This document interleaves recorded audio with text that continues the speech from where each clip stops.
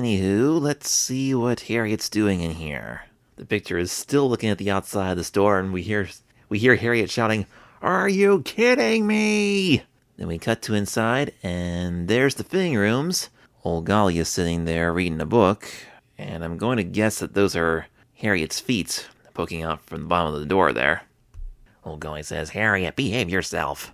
And now we see Harriet inside the fitting room. She's looking in the mirror, and she's got this really big, puffy purple coat on. Then we hear Harriet's voiceover. She's explained to us that normally she'd rather eat crabgrass than go coat shopping. Well, let me ask you this, Harriet. Would you rather shovel snow than go coat shopping? We can sure use your help around here. But then she tells us that her mother said it was either a new coat or no coat. And since Harriet is allergic to freezing to death, well, we get the picture. Okay, never mind. She would need a new coat anyway if she were gonna help us shovel. Apparently she doesn't like the idea of a purple coat near as much as Gabby did in the book, The Purple Coats, which was featured on Reading Rainbow in 1988. It's one of my favorite episodes of Reading Rainbow, by the way. Hopefully I'll be able to talk to you about it someday. Well, there sure are a lot of coats in that fitting room. Harriet grumbles. I look like a plum. Then we cut to Old Golly, who says, "Ugh, hardly. Plums are sweet." Oof. Savage. I mean, come on, from what we saw last week, I thought Harriet was pretty sweet. I mean, for a cartoon character. Then Harriet pokes her head out from behind the fitting room door, and Old Golly says, "Try the next one." And then Harriet says, "Yeah, just blew a raspberry at Old Golly." Yeah, I see. You just proved Old Golly's point right there. Okay, maybe she's not as sweet as we thought she was. This is definitely one of her not-so-good days.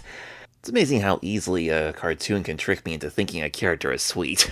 Her art style is sweet, but sometimes her behavior isn't. So now we see a whole montage of Harriet trying on a whole bunch of different coats.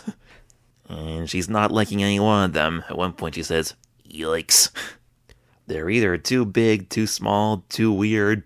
That orange one has a really huge hood. And, wait a minute. Why does that one coat look like Manos, the Hands of Fate?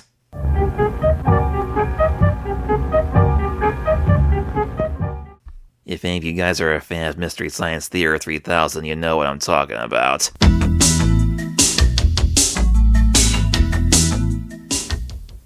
This coat that Harriet's trying on, they only show it for less than half a second. It goes by pretty quick, but if you pause it there, you'll notice that it's got these wings on it. She holds her arms up, and there's these large round pieces of fabric hanging down from her arms, and it's mostly black, and it's got these weird red designs on them.